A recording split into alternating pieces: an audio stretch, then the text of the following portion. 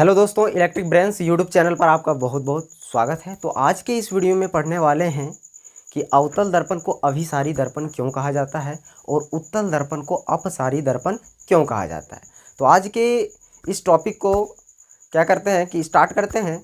लेकिन अगर serial bye serial video आप अगर नहीं देखे हैं तो सबसे पहले जाके उस वीडियो को देखिए, क्योंकि यह जो वीडियो है प्रकाश और परावर्तन तथा अपवर्तन का 8वां वीडियो है, तो आप वहाँ पर जाके देख सकते हैं। तो चलिए टॉपिक को स्टार्ट करते हैं कि अवतल दर्पण को अभिसारी दर्पण क्यों कहा जाता है। अवतल दर्पण को, यहाँ पर क्वेश्चन है कि अवतल दर्पण को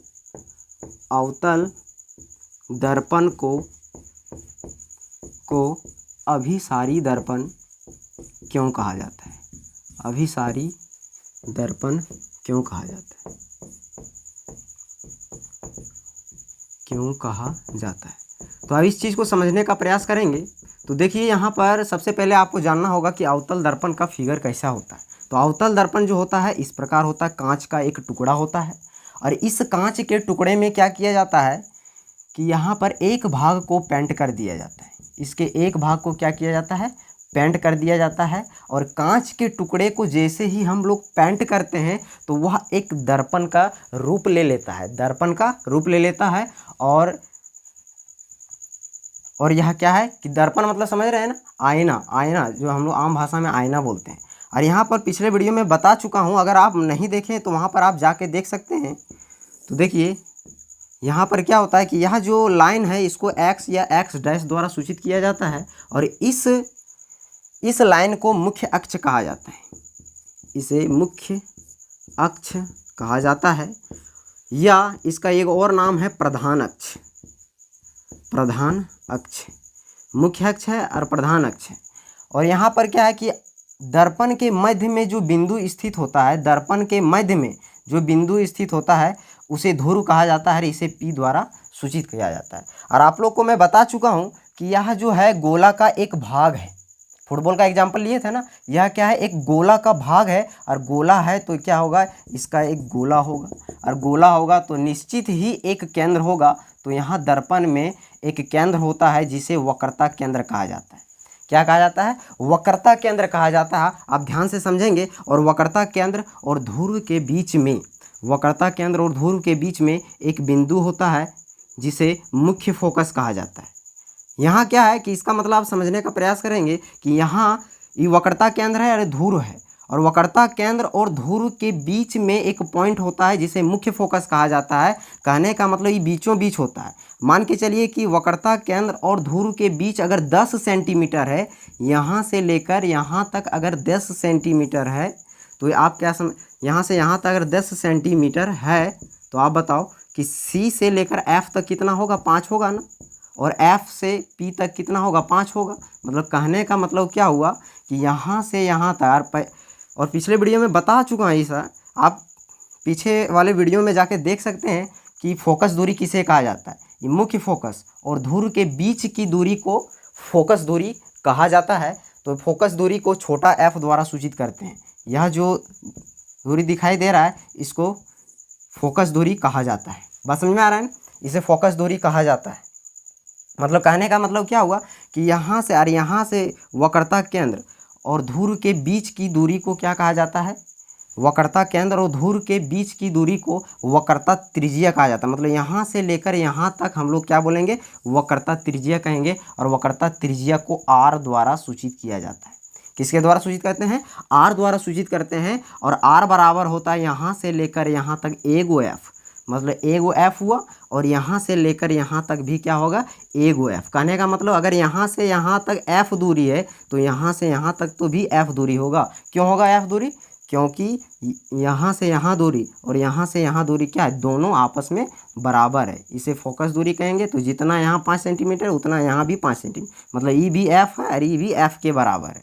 मतलब R बराबर क्या होगा, एगो F प्लस एगो F, कुल मिला के कितना F हो गया, 2F हो गया। बात समझ में आ रहा है ना। तो R बराबर कितना हो जाएगा, एगो F और एगो F, एगो आम और एक आम, कितना आम हुआ, 2 आम। तो उसी तरह एगो F और एगो F कितना F होगा, 2F हुआ। मतलब एक फॉर्मूला जो एग्जाम में कई बार पूछा जाता है, आप इस चीज़ को सीख के रखेंगे कि R बराबर क्या होता है, 2F होता है। बस में, लेकिन मेरा यहाँ फोकस क्या है कि अवतल दर्पण को अभिसारी दर्पण क्यों कहा जाता है, तो आप समझने का प्रयास करेंगे कि अवतल दर्पण को अभिसारी दर्पण इसलिए कहा जाता है क्योंकि मुख्य, इसे क्या कहा, सॉरी इसे क्या कहेंगे, मुख्य अक्ष कहेंगे। और मुख्य अक्ष में क्या होता है कि मुख्य अक्ष के समांतर जितना भी प्रकाश किरण जाएगी, देखिए ये मुख्य अक्ष है और इसके समांतर प्रकाश किरण जा रही है, तो मुख्य अक्ष के समांतर जितना भी प्रकाश किरण जाती है सारा का सारा मुख्य फोकस से होकर टकराती है।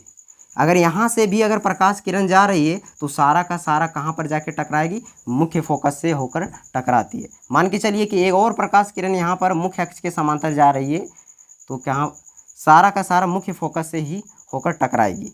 बात समझ में आ रहा है ना। और मान के चलिए कि यहाँ से मतलब जितना भी प्रकाश किरण जाएगी सारा का सारा मुख्य फोकस से ही टकराती है। तो यहाँ पर अगर डिफिनेशन कहा जाए तो आप बता सकते हैं कि अवतल दर्पण को अभिसारी दर्पण क्यों कहा जाता है, तो आप बोलेंगे कि मुख्य अवतल दर्पण में मुख्य अक्ष के समांतर आपतित होने वाली सभी किरणें परावर्तन के बाद एक बिंदु पर अभिसरित हो जाती है, एक बिंदु पर अभिसरित हो जाती है, एक बिंदु पर अभिसरित हो जाती है। इसलिए अवतल दर्पण को अभिसारी दर्पण कहा जाता है। बात समझ में आ रहा है ना। मतलब अवतल दर्पण को अभिसारी दर्पण क्यों कहें, क्योंकि जितना भी प्रकाश किरण जाके टकराती है सारा का सारा एक बिंदु पर केंद्रित हो जाती है, एक बिंदु पर अभिसरित हो जाती है, और अभिसरित हो जाती है इसलिए अवतल दर्पण को अभिसारी दर्पण कहा जाता है। चलिए तो अगला हम समझने का प्रयास करते हैं कि एक दूसरा क्वेश्चन है कि उत्तल दर्पण को चलिए इसको रब मैं कर देता हूँ। तो देखिए अगला जो क्वेश्चन है कि उत्तल दर्पण को बार बार एग्जाम में पूछा जाता है, आप इस चीज़ को समझ गए, कॉपी पर भी नोट कर सकते हैं कि उत्तल दर्पण को अपसारी दर्पण उत्तल दर्पण को अपसारी दर्पण क्यों कहा जाता है, क्यों कहा जाता है। तो उत्तल दर्पण बता चुके हैं कि उत्तल दर्पण कैसा होता है, उत्तल दर्पण ऐसा होता है। बात समझ में आ रहा है ना। उत्तल दर्पण ऐसा होता है, कांच का एक टुकड़ा है, गोला का एक भाग है, उसका एक भाग क्या करेंगे, पेंट कर देंगे। तो जैसे ही पेंट करेंगे यह एक दर्पण का रूप ले लेगा, और यह इस प्रकार का अगर दर्पण रहता है तो उसे उत्तल दर्पण कहा जाता है। तो यहाँ उत्तल दर्पण को अपसारी दर्पण क्यों कहा जाता है, न्यूमेरिकल्स बनाने में आपको सुविधा होगा। तो देखिए अब इधर क्या है, इसका इधर गोला हो गया, इधर गोला है, अब इधर गोला है तो इसका कहीं ना कहीं एक केंद्र होगा। तो हम मान लीजिए आप कहीं भी केंद्र ले सकते हैं, कोई दिक्कत नहीं है। तो हम क्या करते हैं, यहाँ केंद्र लेते हैं, और इसमें भी क्या होता है, वक्रता केंद्र होता है। और दर्पण के बीच में क्या होता है, धुर होता है, जिसे P द्वारा सूचित करते हैं। और धुर और वक्रता केंद्र के बीच में एक और मध्य बिंदु होता है जिसे मुख्य फोकस कहा जाता है। बस में आ रहा है ना। और P और F के बीच की दूरी को फोकस दूरी कहेंगे, और P और C के बीच की दूरी को क्या कहा जाता है, वक्रता त्रिज्या कहा जाता है। तो यहाँ मेरा सवाल है कि उत्तल दर्पण को अपसारी दर्पण क्यों कहेंगे, तो क्योंकि उत्तल दर्पण में मुख्य अक्ष के समांतर जितना भी प्रकाश किरण जाएगी, मुख्य अक्ष के समांतर जितना भी प्रकाश किरण जाएगी इस प्रकार परावर्तित होगा कि इसको पीछे बढ़ाने पर मुख्य फोकस से होकर कटना चाहिए।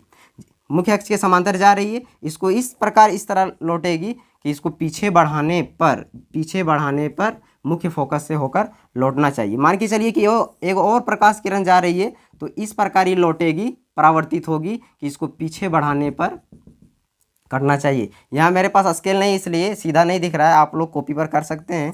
तो यहाँ देखिए कि एक और प्रकाश किरण जा रही है, इस प्रकार इस तरह परावर्तित होगी, टकरा के परावर्तित होगी कि इसको पीछे बढ़ाने पर मुख्य फोकस से होकर गुजरेगी। तो यहाँ पर इसका आंसर आप बता सकते हैं कि उत्तल दर्पण को अपसारी दर्पण क्यों कहा जाता है। तो बोलना है कि उत्तल दर्पण में मुख्य अक्ष के समांतर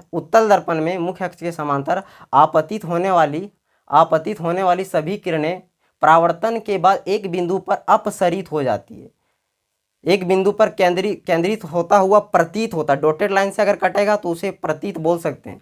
तो एक बिंदु पर अपसरित हो जाती है, अपसरित हो जाती है, इसलिए उत्तल दर्पण को अपसारी दर्पण कहा जाता है। तो दोस्तों अगर आपको यह वीडियो अगर अच्छा लगा तो चैनल को सब्सक्राइब कीजिए, लाइक कीजिए, दोस्तों के पास शेयर कीजिए और बेल आइकन की घंटी को जरूर दबाइए ताकि इससे रिलेटेड मैं जितना भी वीडियो डालूं सबसे पहले आप तक नोटिफिकेशन पहुँचेगी। थैंक यू, धन्यवाद।